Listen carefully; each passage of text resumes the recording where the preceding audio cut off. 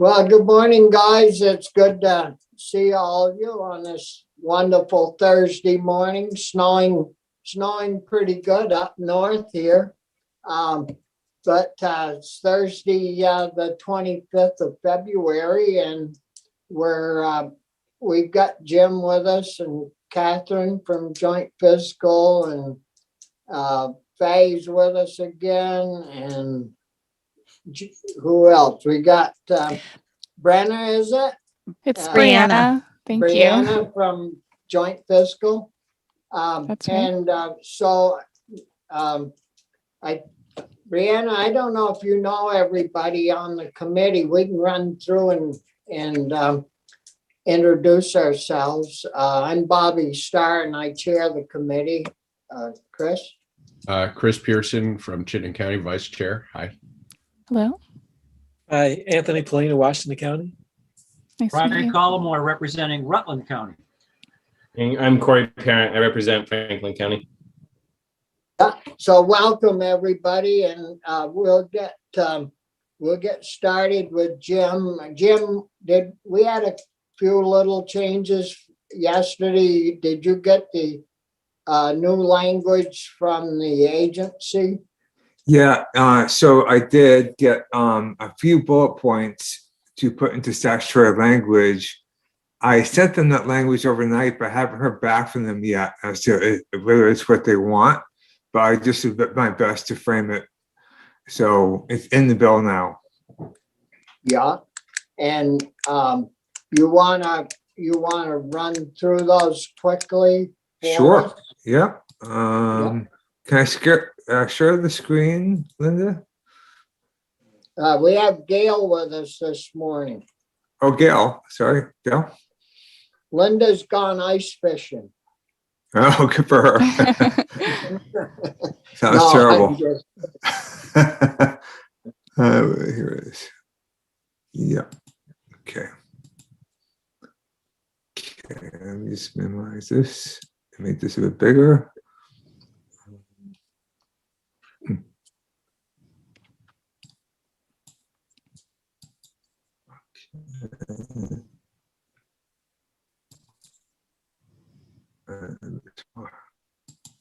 Your daughter get away okay, Jim? Yeah, she is in England, No, so she's back home. Cool. Okay, so for the record, Jim Demery, Let's Council, we're going through draft 9.1 of your bill on school food programs. Only really one change here, which has to do with the household income form and making that a more generic provision. And what I've done is find it. each, Yeah, it's all the same here. I've added a new section of law. It's here. Okay. So in Title 16, there is a subchapter on federal funds, making the agency the one to receive and distribute them, etc. So I've added a new section to that subchapter concerning data collection. So it reads that the Secretary of Education shall define the term student poverty for the purpose of determining qualification for federal funds by school districts. And now this is not just for school food programs, this is for everything. So this is why I put it here rather than in the school food program section, because qualification based on student poverty could be used for various federal funds. Yep. special ed, and a host of other programs, right? Right. Yep. So, so Secretary will define what it means for purposes of qualification, establish what data should be collected by school districts to qualify for federal funds based on student poverty, the means by which the data should be collected and the frequency of collection, and determine how this data shall be reported to the Agency of Education by school districts and the frequency of reporting. And then B, school districts shall collect data as necessary to qualify for federal funds based on student poverty and report this data to the Agency of Education in accordance with subsection A that we just went through. So, So, go ahead. so that was my interpretation of what the AOE sent over. They sent over a few bullet points. I put them into this language, but I haven't heard from them yet whether they agree with this or not. Well, I'm sure they'll have questions. So basically, it puts the onus on the supervisory union of the school districts. And right now, they must be collecting this data to qualify for special ed and a host of all these other programs that the feds put forth. And I don't know, committee, you've heard it. It doesn't, how does this not comply with the federal rules? And wouldn't it be in a school district's best interest to have a standardized form to collect this data on and to keep their taxes lower and to provide the things to our students that they actually need? Chris? Jim, there's a term, student poverty, and is that defined somewhere, or is that defined in federal law? That is the term that the AOE sent me last night. So that's the term I've used based on their request. But we don't define it here, do we? We don't define it here. Nope. Okay. And then the other question is, this is a mandated collection, and is that different? Because it says secretary shall here, and then lower down, I can't see it right now, the districts shall. Keep going. Yeah, I think what's happening now is that now that they're collecting information specifically for qualification for the free and reduced price lunches. But I think the concern is that will go away because it'll be a universal program, but they're going to need to collect that data somehow in order to ensure that students qualify for various programs. So I think the shall is correct, but that's another question for the agency. I just want to be clear. That is a new requirement in that sense. I'm not sure. I'm not sure if it's new or if it is new in statute. It's new in statute for me, at least. I haven't seen that before, but there might be requirements already in law, maybe in federal law. I'm not sure. Thanks. So, yeah. So this puts the burden on the school district, not on AOE to collect it. Right. And I think, that wouldn't be our jurisdiction anyways. But I think Brian and the crew in education, they're going to get swamped with questions on this. But I think for us to forward this on, it sounds like, how do you qualify for special ed? And that's millions of dollars. It's a heck of a lot more, I believe, than hot lunch subsidies. Right. And Special education, though, is not done based on poverty. Special education is done based upon students who have been identified as needing special education services through their IEP. so there's wherever is required in their. Different qualifiers. Correct. then. Yep. Correct. Yep. Is there any way do you think there's any way to set those qualifiers up very similar? Or It's a whole different system, actually, I It think. is. Yeah. Yeah. Because it's too bad to have to jump through two hoops if you could get it organized and written up where there was, very similar qualifiers for both programs.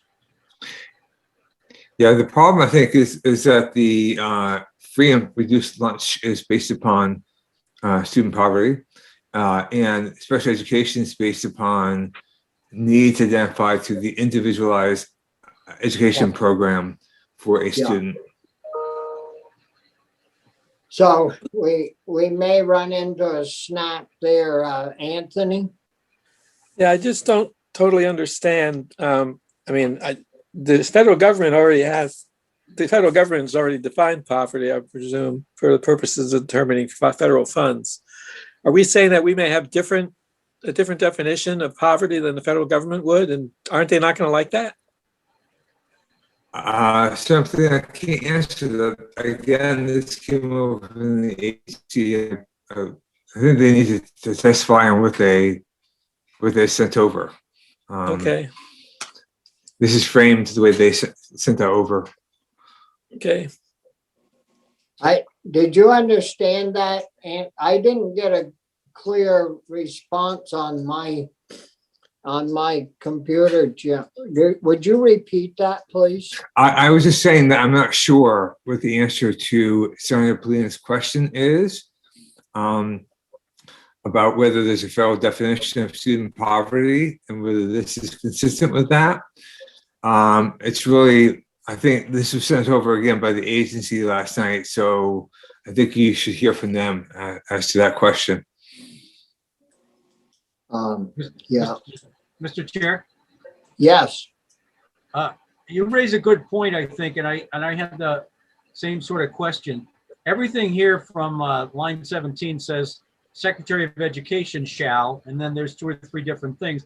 But then at the end, it says the school district shall.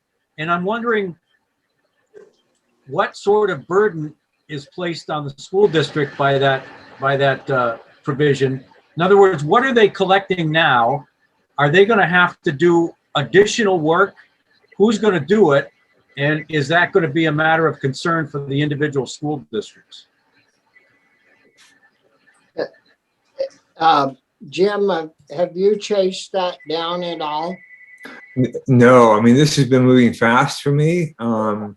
So it's really a question, I think, for AOE to answer. Yeah. Or maybe some of the advocates.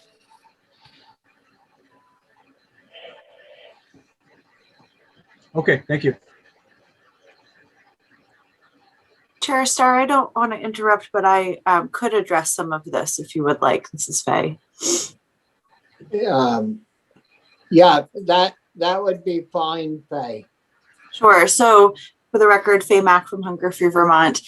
The way that, as Jim is noting, the agency will be able to testify a little bit more clearly on this, but the way that I am understanding this, so the language prior to this had the word shall, and it was that the Agency of Education shall develop a household income form and that schools shall implement the household income form.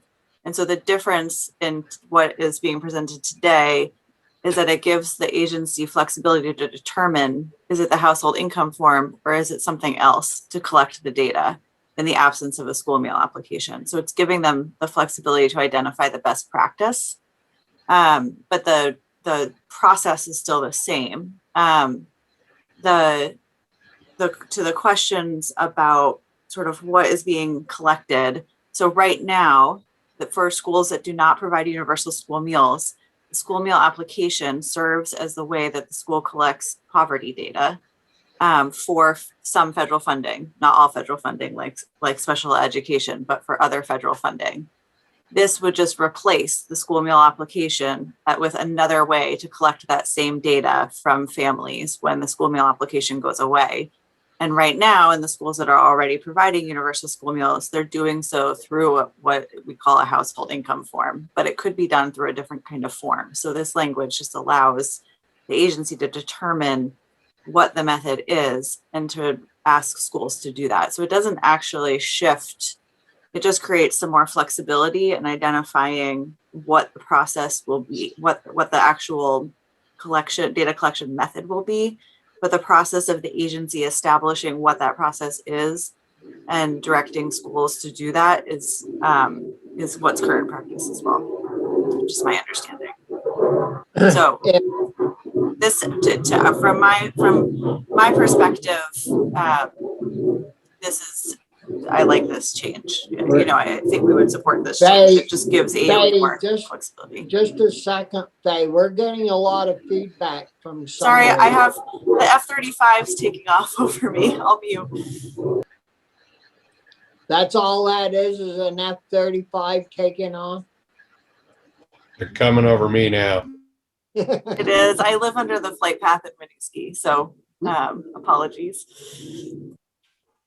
You'd think they'd put some mufflers on those things. Go ahead, Faye. Thanks. Sorry to bother you. Oh, no, that's okay.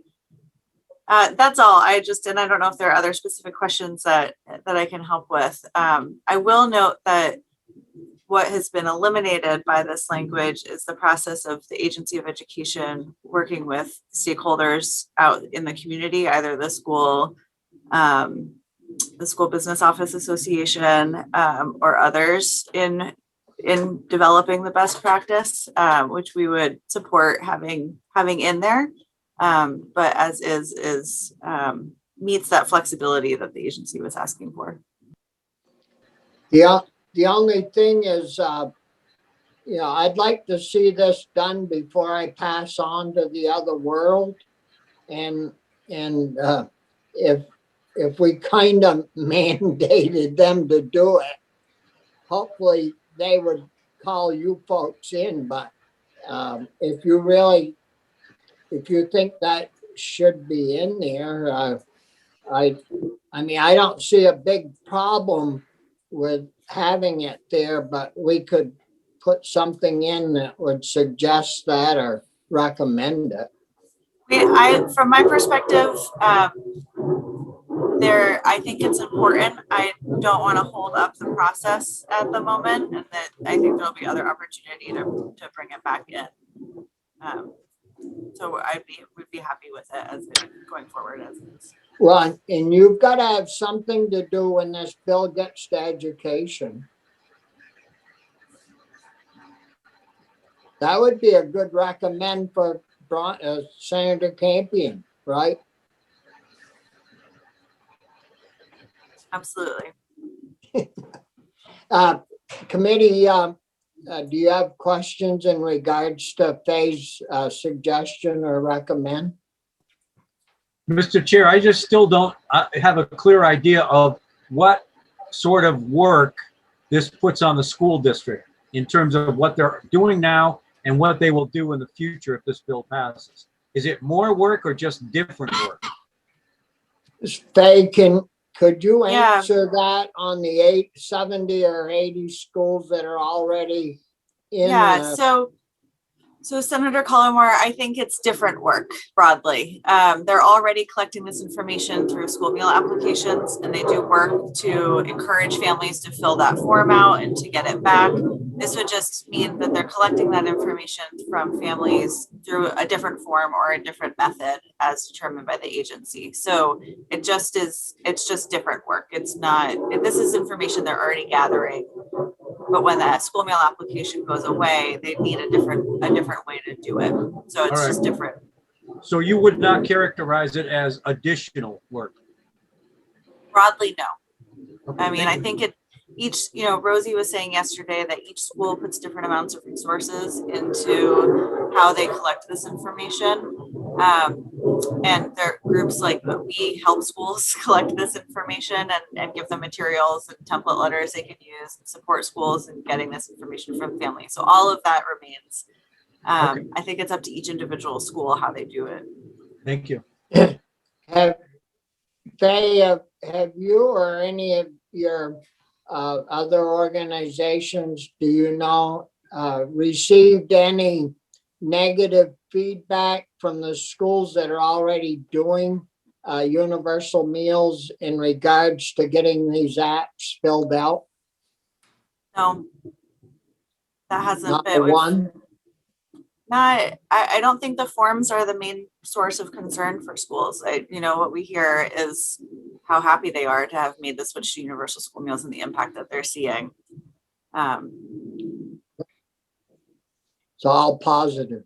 So other questions in regards to the language that Jim just presented? What? Bobby, I'm okay with it. I mean, this still has a stop in education, where I'm assuming this is where they're going to really dig into these issues and flush this out. So, I mean, if we're looking from a timing perspective, I don't need to have this 100% figured out to support the bill out, if, from my perspective. Yeah, good.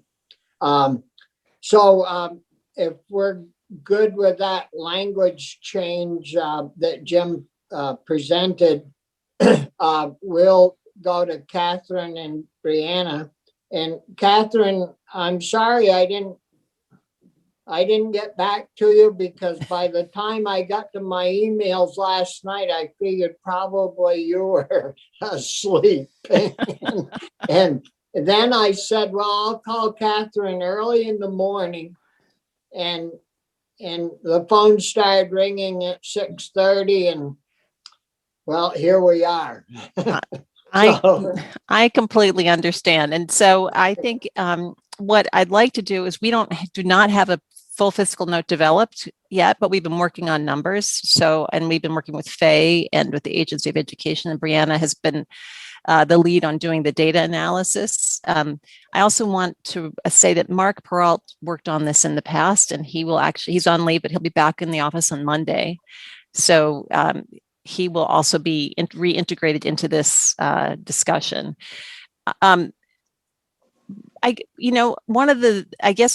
Tell me what information you're looking for and what you're thinking about, and what it is you want. Well, we're fishing. Yeah. What I think for us, I think a couple of the things that are really important is to know, like, how many free and reduced meals we provide in Vermont today.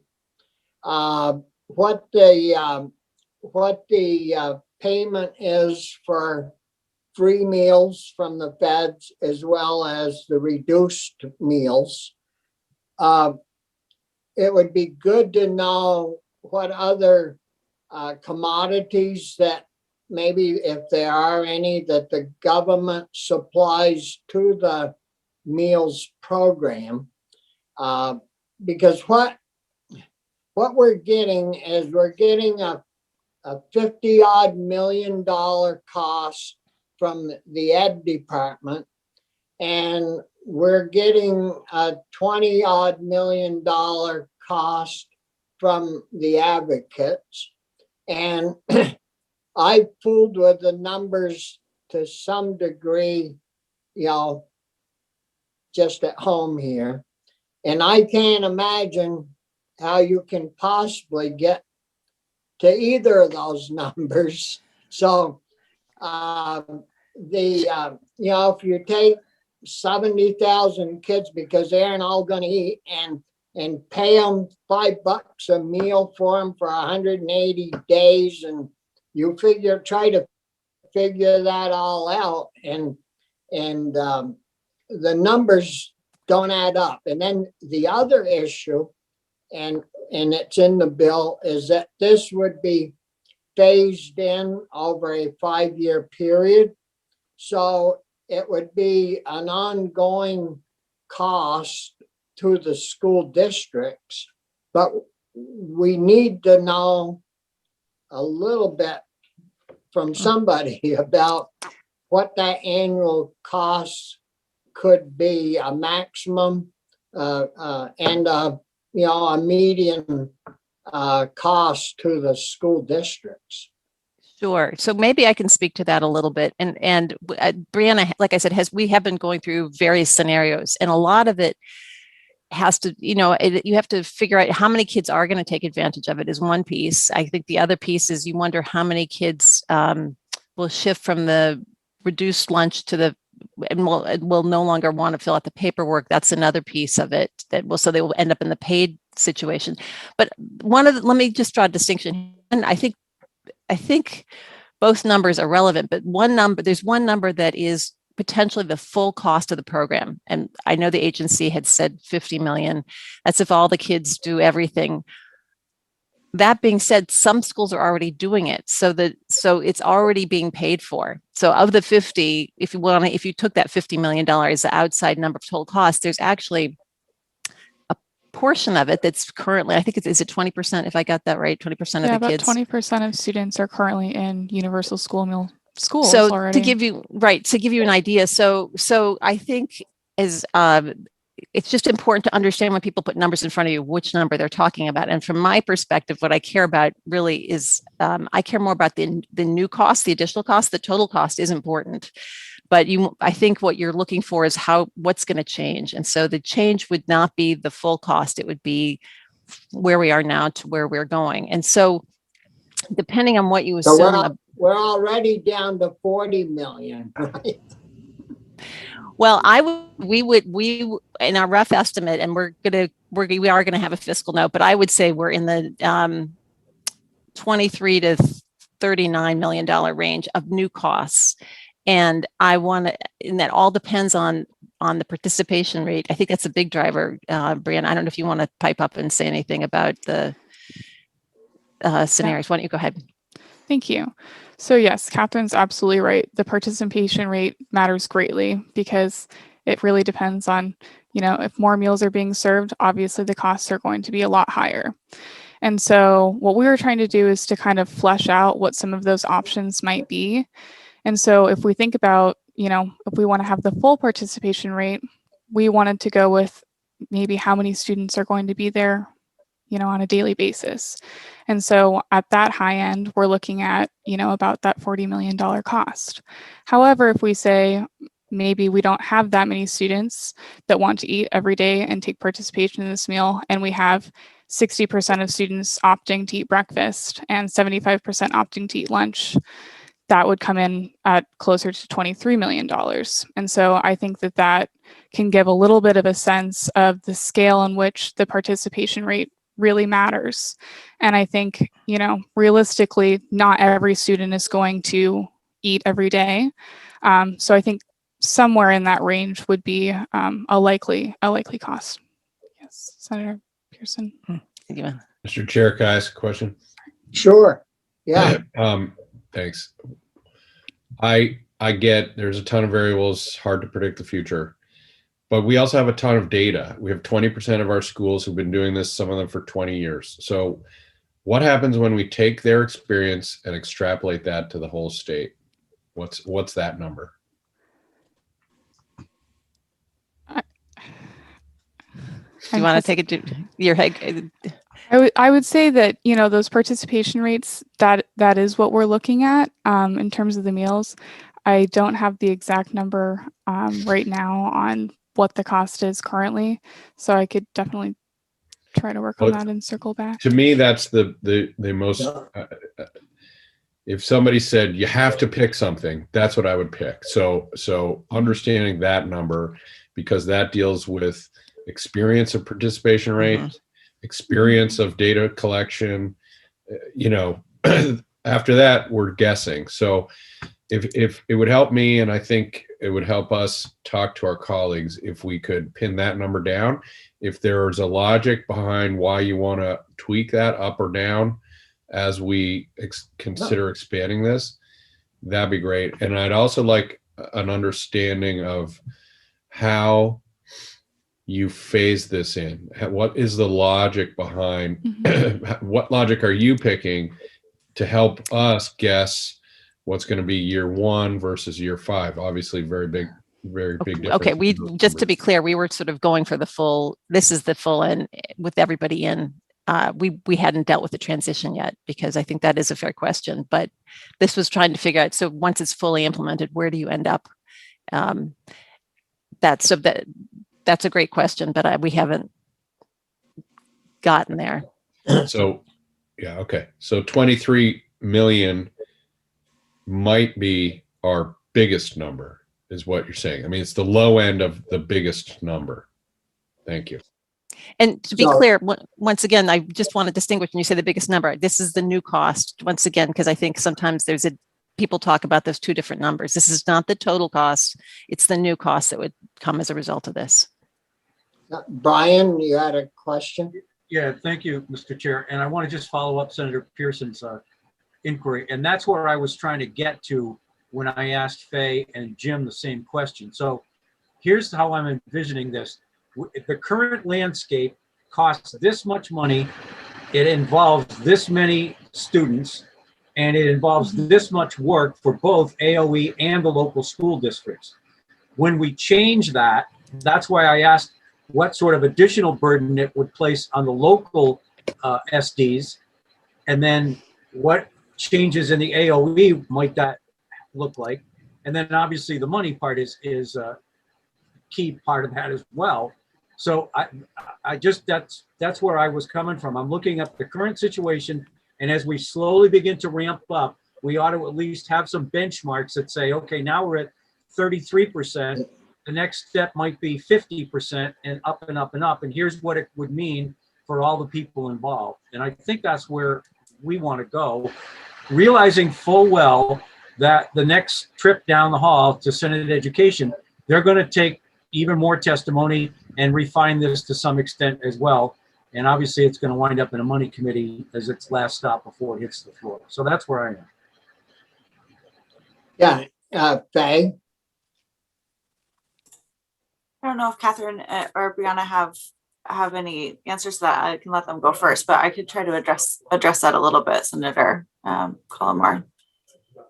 So it's really great to hear about the work that Catherine and Brianna are doing, and I appreciate Senator Pearson your point about grounding it in what we already know from schools, and we'll just say that that's the calculations that Hunger Free Vermont has been putting together are based off of the current experience of all the schools that are providing universal school meals with a round up. So we are trying to, really be look at the higher end because we know that once all schools move to universal school meals, the full culture around school meals will shift in the state, and we might see an increase in participation higher than what we've seen so far in some schools.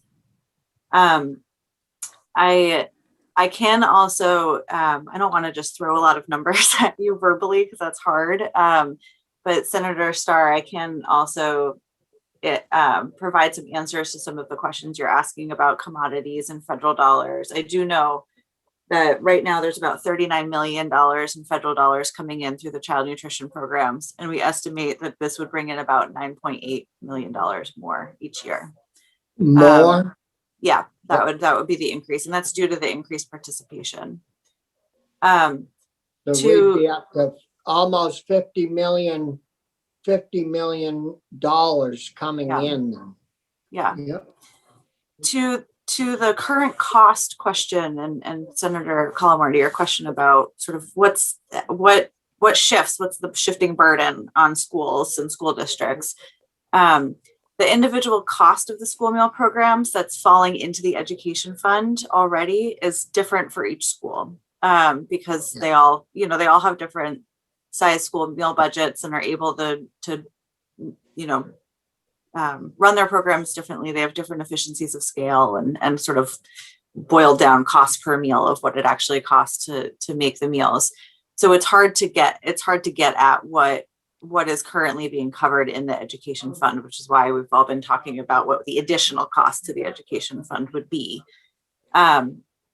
For schools making the transition, each year, each school that makes a transition to the Universal School Meals Program, that will also have it'll have a different cost for each school. The difference between Essex Westford School District coming into universal school meals versus, a very small school district will be different. So we can't really take the 21 million or 23 million and divide it by the number of schools that are left. And then, and we don't know how how many schools would choose to come on to universal school meals each year over the 5-year. The transition to taking on universal school meals, that is work. And that's why we have in the bill have recommended, and you all are recommending the additional position within the Agency of Education to help support schools doing that. Organizations like Vermont Feed and Hunger Free Vermont work really closely with schools as they're making that transition to help, should guide and support them in what they're doing. But it is work to make that transition. And there are some pieces of work that go away. When cafeterias are no longer having to chase down, the principals spend a lot of time calling families and trying to get unpaid meal debts paid. It's about $1 million a year in unpaid meal debts for families that schools are absorbing. So it's shifting work, it's a different program. I don't know if that helps get at your question a little bit more. No, it does. And I realize there's obviously variations from very small schools to large. I just was trying to get an overall sense of, it sounds like it could work. And that's why there's the 5-year transition too, because for some schools it will be more work and for some schools it won't. And so that way there's a few years for schools to really prepare if they do have kind of a bigger transition to make. Maybe it would even give the principal more time to work with the preschool teachers so the kids could read when they get to the 3rd grade instead of collecting hot lunch bills that some clerk should be doing. One of the things when we did sorry.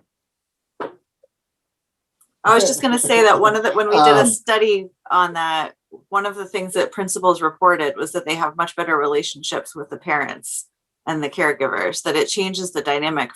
Families aren't afraid of the phone call from principals and school administrators because they don't owe money to the school, that it allows them to actually focus on, their child's education together.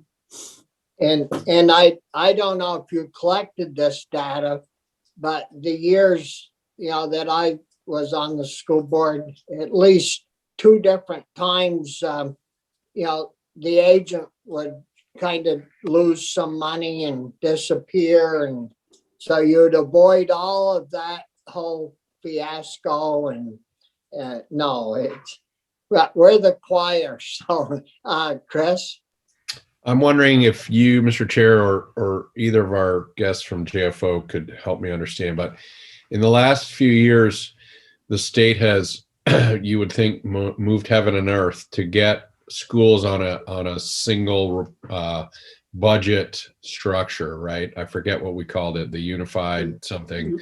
Yes. I remember Senator Ash had a whole diatribe about how we won the Second World War in less time than it's caused. Than it's taken to shift schools to all report their budgets in a more standard way. But does that help? Does that play into our ability to know what is the current landscape for schools in terms of their meal costs? And is that, maybe do we get a little lucky with that timing in terms of helping us contemplate budgets around this project? Theoretically, yes. I can't speak to the details that I haven't looked through the system. I will tell you that rollout is not going smoothly right now. No. I don't know if you've heard. And so Dan Smith in our office, who reviews IT projects, is actually working on that. And the agency is going to be presenting something tomorrow and tomorrow's Friday, right? In House Education about this. So next week they'll be hearing about it. So in theory, yes, it should help. I don't know if it'll help enough to provide all the details that you're asking for, but it would help. But it's also we're not there yet, unfortunately. Yeah, but they're fighting that. Everybody's fighting that tooth and nail. I won't tell Tim Ash then. I mean, it's unreal what we've heard in approach in regards to that. And there's 250 school districts or something, I mean, it could be all done in a year. And I mean, well, this is a problem, that's a problem. We've done this for 50 years, like, instead of just telling them, okay, the money's gonna stop coming if you don't change it. I mean, golly. But thanks, Catherine.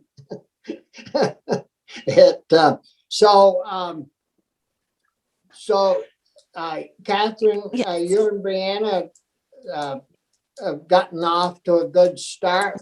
Yes, I think we have, and I think we should have a fiscal note, hopefully by the time you get back. It will probably be arranged because once again, I think we would say it's unclear about the participation rates, but I think once again, the distinction between total cost and the additional cost is important to keep in mind because people lose track of that pretty quickly. I do actually have a question about the local food thing, but I want to finish up with this first before we go on. So anyway, Mark will be back. We'll involve Mark as well in this discussion.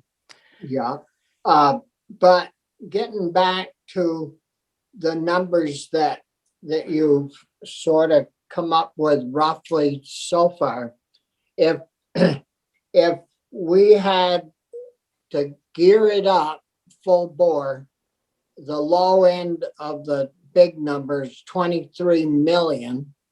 And now you haven't counted in any savings or any of that, I don't believe, from. That's correct. So we've got that, but even if it was 25 million, the top price, and we did it over 5 years, it would be somewhere, I don't know if this is accurate, but you divide that out, it's $5 million a year additional, but we're also going to pick up that $9 million more in reimbursements, right, Faye? We would pick up money from the reimbursements of 9 million. So you take a couple of million there a year, we could be down to $3 to $6 million a year. I think our number is net of the federal reimbursement. We've already accounted for the fact that I think Faye's numbers we're assuming as more students enroll, you will pull down more federal dollars, and we have already accounted for that in our number. You've added that in. Yeah. Yes. They both exist together. The federal doesn't offset the state, the increased costs. So right, this is, and you're right. I don't know how it would roll out. Eventually, you're going to get to the point where let's assume it's 25. And I'm going to pick that number for purposes of discussion, but it would be, yes, that's a full implementation. How it rolls out, I don't know. If Faye would know better how the schools are really what schools would move forward quickly and which ones wouldn't. That's why we need you folks to fool with this and to, put your best foot forward and come up with a definite, be better than a ballpark figure, be the best one in town as far as I'm concerned, because we're all over the place at the present time. And when you get down to appropriations and start, Jane likes to hear you folks in your numbers, and we go to the bank with those usually and come out okay. Well, I mean, I can give you two perspectives on this also. Obviously, $25 million or whatever the number is a lot of money, right? Just a lot of money. But on the other hand, the total ed fund, is 1.8 billion. Yeah. So it's you need to think about it in the context of that, but it's not insignificant, but there are trade-offs, and that's what you all get to talk about and decide about how to make those choices. And I'm sure it'll be an ongoing discussion of this as well. Yeah, but we will. When are you planning to vote this bill out? Do you know? Are you planning to do it this week or when you're back? I think we could wait until. I'd like to give Brian, the Ed Committee, have it down there so they could start working on it when we get back. Yep. And we don't need all the numbers, if knowing that they're going to work with the numbers and changing the wording to some degree. And the numbers won't really happen until we get to appropriations. But I'd like to give them at least a week to work on this, because when we come back, that Friday is crossover, and Right. I know Ed isn't going to like pushing this bill along, but I think we do, and I hope the majority of the Senate does, because it's past its time. Mr. Chair, Chris? it also doesn't instantly go to Ed, so I'm almost wondering if we're ready to vote on it today so that Ed gets the full week, as opposed to, how it's a funny thing, even like they could look at the language, but if they don't get it till Wednesday when we're back, I don't know how much you've been able to coordinate with the chair. I alerted him this was coming, but I'm not sure he understood the workload. Well, I told, again, yesterday we had a visit, and I told him that we were going to try to get it down there so he would have it for the full week to fool with. I hadn't talked with you guys yet about, pushing it down the hall, but I think our part of the bill is in pretty good shape. The local foods and incorporating that into the program and all of that. I think he's still got some lifting to do on this stuff that we're talking about today, and putting final touches on it. So, I'd like to get it. If we moved it today out of committee, maybe even by tomorrow, we could forward it to education, if that's agreeable. We'll discuss that after we get done, our discussion with Catherine and Brianna and Faye.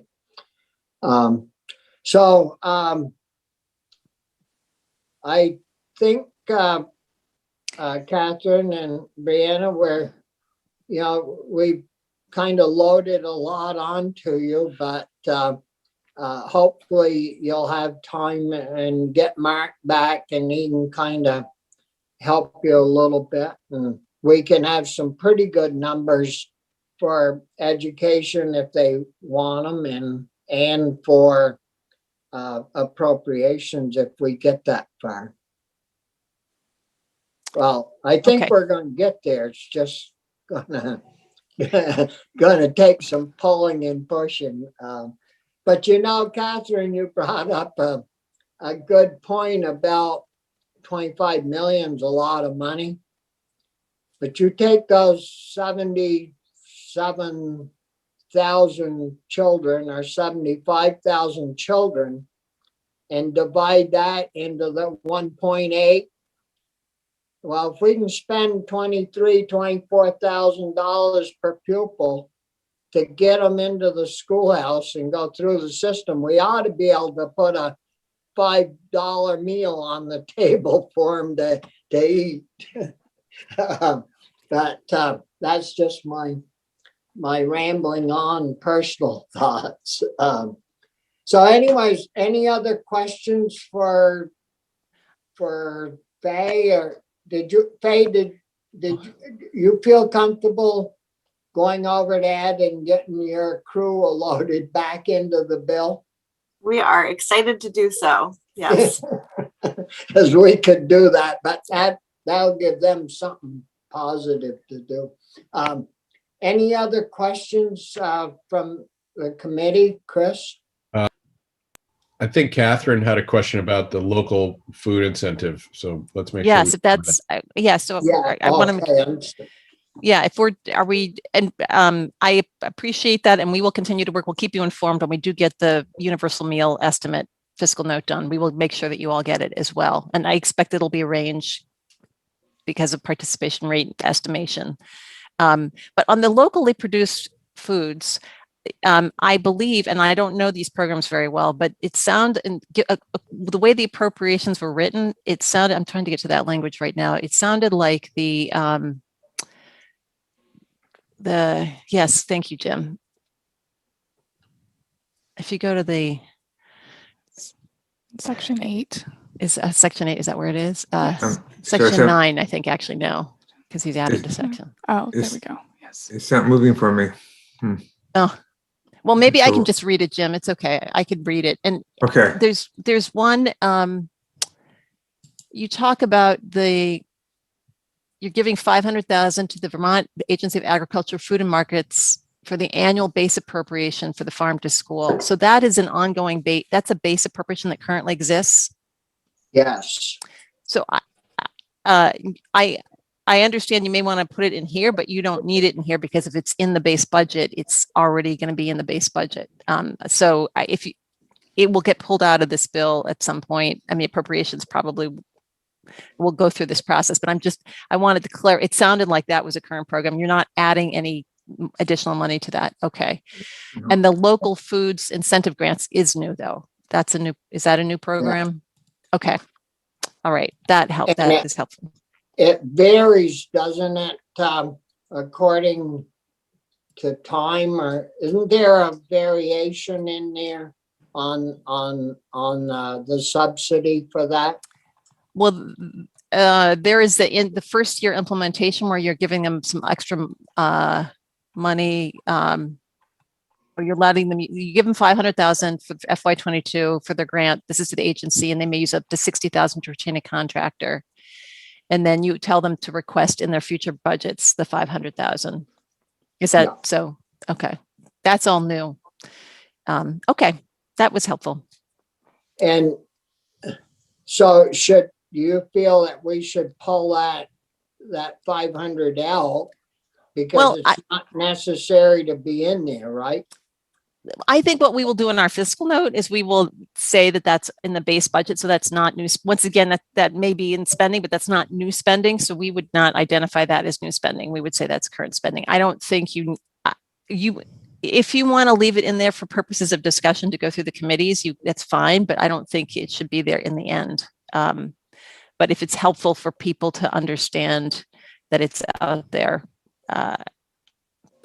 which I can appreciate that you would want people to understand that. So just know that it'll probably likely not be there in the end because it's in the base budget. Right. Faye, did you have a comment? I just wanted to note that the current base funding for farm to school is $171,000. So it is an increase in funding. Oh, it is. Okay, It is, thank you. yes. So it's a recommendation for that 500,000 is would be full funding for the program. The funding shifts every year. But the governor's current proposed budget, it's $171,000. Thank you, Faye, for that clarification. Yes. Okay, So so we will. The intent is to recommend an annual funding of $500,000 for it. Yeah, Okay. Chris? Hey, do we need 500,000 in the first year, or is that also track the the acceleration over the coming years? So the 500,000 for farm to school and early childhood education programs is the full funding that the Farm to School Network has determined would help reach the Farm to School Network goals of sustainable, robust farm to school programs in 75% of Vermont schools and expanding in early childhood education programs.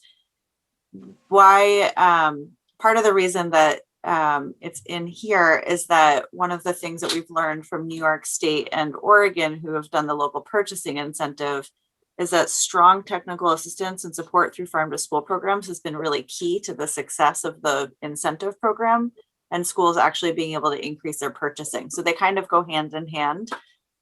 So it's not a ramp up over with universal school meals. It's more closely tied to the local purchasing incentive.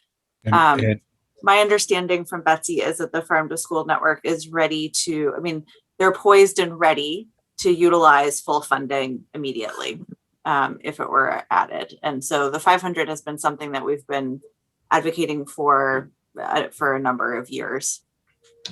Yeah, and I remember the woman that retired was helping me understand this, because after all, ideally you'd work with a school, the network works with a school and moves on. So it's not, it Right. doesn't amplify, it doesn't ramp up as the schools increase. It's sort of they Right. keep moving. All right. Right. Thanks. It provides grants to schools to do for farm to school programming, which is, helps make the connections with farmers and kids and the community, local food in the cafeteria, and also farm and food education in the classroom. And I haven't talked with Carolyn about what they're going to recommend to their appropriations committee, but in past, I've talked with her about this, and I assumed that they were quite supportive of increasing this appropriation. Yeah, they recommended $500,000 in their memo to the appropriations committee. So they have. So they are supportive of full funding. Yes. So possibly that could come over, in their proposed budget from the House to the Senate. That increase could already be recommended from the House side. But anyways, thanks, Faye. Are there other questions for Catherine or Brianna or Faye? Anything else? Well, thanks a lot, folks, for this morning and for your time. Certainly appreciate it. And thank you, Jim. And we'll give you next week off. So we'll hopefully we'll be working with Ed, and we can get you can get your numbers to them and to approach, and we'll move forward hopefully. So thanks again. All right. Thank you. Thank you all. Yeah, thanks, Faye.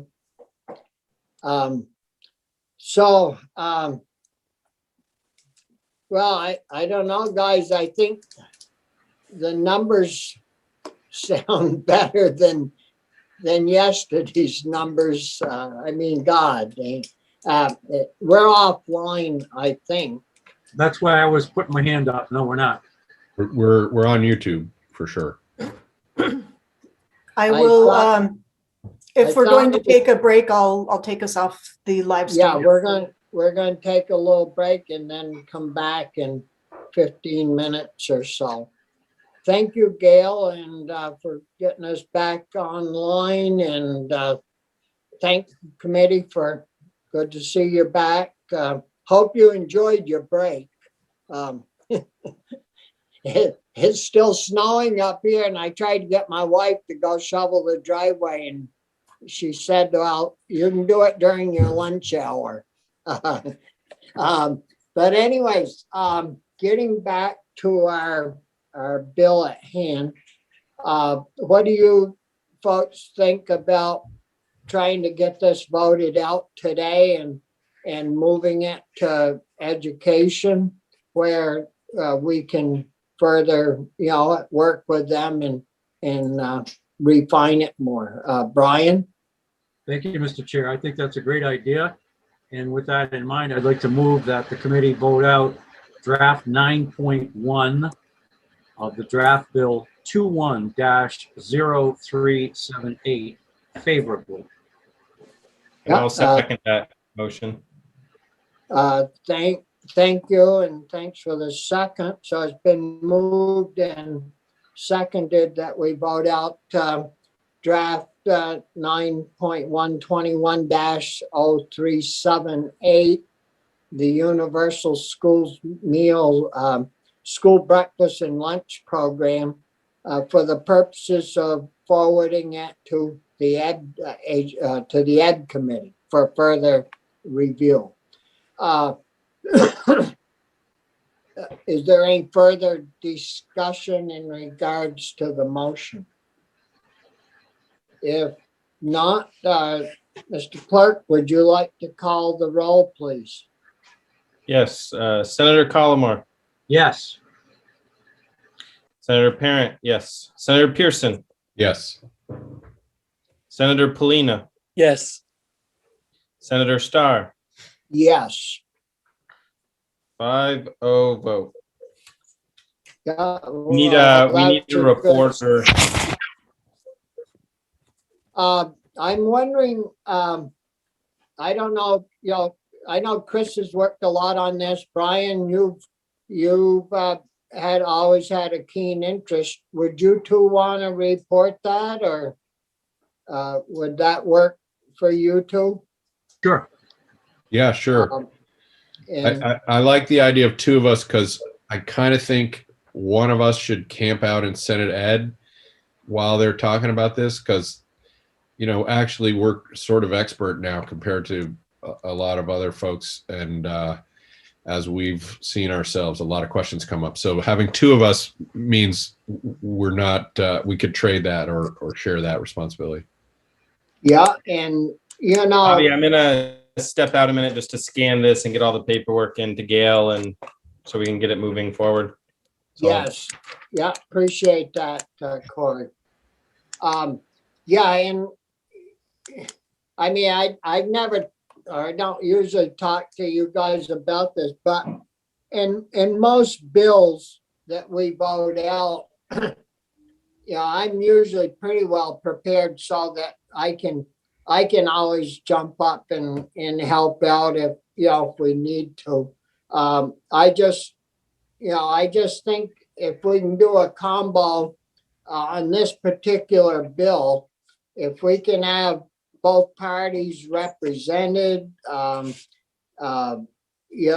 reporting it, if we can get to report it, it make it a stronger bill. And you guys are both, very good reporters. And so I think it'll make the thing go better. So hopefully Catherine and Brianna come back with, some good solid numbers that we can move forward with. I haven't figured out what percentage of the overall cost of our total spending and the cost of this is going to end out. But when you think about $1 billion, that's 1,000 million. And then you've got another 800 million. So you've got $18,000 million.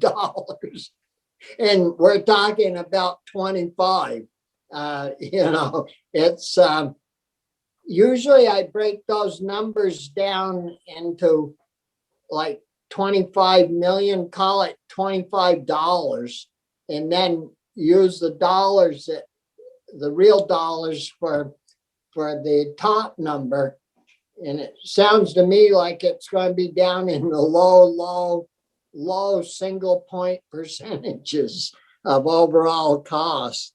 But if you think about all the good things that we do for our young people, our children, to try to make life better for them as they get older, feeding them is pretty near to the top of the list. Make sure they grow up healthy and strong.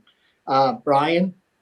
I just thought of this. We talked about it yesterday, and I don't know whether we changed it. The original bill said public schools. I want to make sure that all schools, parochial, private, independent, all of those are included in this bill. I don't know. I didn't notice that change, but we didn't walk through the whole bill today, so I don't know. Just something to flag. Yes, that's a good pickup. I know we talked about including all schools, but I don't know if we told Jim that we wanted him to make that revision. Well, I'm looking but- now at draft 9.1, Mr. Chair. It said, the bill proposes to require all public schools in Vermont. So I think we need to have another, well, I mean, the education can change that, I guess. They could make a mark though on your, mark that, and we'll be sure when you go to Ed, we'll bring that up, Chris. Well, I also think it's important to keep in mind that this is all phased in. So I guess I wouldn't object to just keeping it as it is as we get underway. But, because there's nothing that precludes any school from doing it already. Are we talking about the universal meals or the local foods, or both? Universal meals, right, Brian? Yeah, it says enact relating to universal school breakfast and lunch for all public school students and creating incentives for schools to purchase locally produced food. Yeah, I think it's the important. incentives. Yeah, I think it's important though, if someone in the Senate has a student at a public or at a private school, I think you got to widen the net so we have as much support as we can get. Yeah, and it wouldn't do any harm. They're already in the system. Right. The students are counted, in the system. They have to comply with all the rules and regs and, all that. So I bet, and Brian, I think, has some private schools down southern Vermont there that he's going to want to make sure if this moves forward that, they're inclusive and they're included. Yep. So, anything else in regards to, Chris, are you gonna, do you want to call Bloomer and get the mechanics of moving that to Ed worked out? And hopefully, Tom, we'd like to move that tomorrow. Yeah, I've texted him and emailed him, so I'll give him a little break and then I'll call him if he's still avoiding me. And I'll get an answer, but before we're on the floor, so that because it's going to relate to our compost bill as well, and we also want to give Bray as much time as humanly possible for him. Oh, on the chicken bill. It's the same exact dynamic. Yeah. And we voted that Tuesday. We haven't seen that. So I will make sure that we have clarity before we're on the floor at 1 today. Yeah. And I sent the record of action over to everyone on Senate Ag and to Gail, Okay.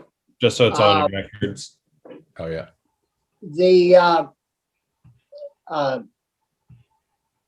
Is there anything else in regards to our Ed bill that we need to, I think we're pretty well there.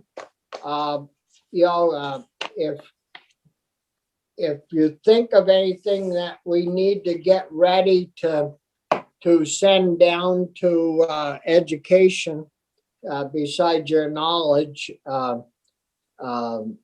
think we're pretty darn good. I think we've got a heck of a good bill there. If we can pull that off for $4 or $5 million annually, that'll be a great thing. We've got Chris, we've got your bill that the tractor repair bill that I was planning on working on when we come back, Okay. as well as the milk tax bill that Brian likes. Hey, Brian, I should have saved you from the school lunch bill. You could report out Ingles's bill. Well, you have to find 4 votes for that, Bobby. Yeah, I think it's a great idea, but I just, Well, we'll work on it. No, I'd like to have him. I mean, it needs quite a lot of attention. And we'll have him and Michael in to go through it and give it a, fair hearing. And I don't know if we've got something else hanging out there or not. But I think our biggest lifts are going to be making sure we get the composting bill over to the House, and to make sure we try to get our school meals bill done. We're going to wear the ground all out plowing those two issues year after year after year, and it's time to get it done. So if I really don't have anything else that I am thinking of, unless one of you guys have something you want to bring up. But I think we're in good shape as the committee is, as far as getting our stuff out in a timely fashion. Anything else? Not that I can think of. If not, we'll, I guess, take the rest of the morning off unless you guys have some. Tomorrow we have Gus coming in on that farm labor housing issue. Right. And hopefully, and Michael's going to be with us. And hopefully we can maybe make some kind of an arrangement with Gus, unless I don't think he's going to need any particular, he has, I believe, the ability to do this. And that's our job will be to try to convince him that he ought to take a little bit of that housing money and start getting Dan from UVM and Buster working with some of those farms to include or upgrade some of that housing. So with that, guys, I think we're good to go.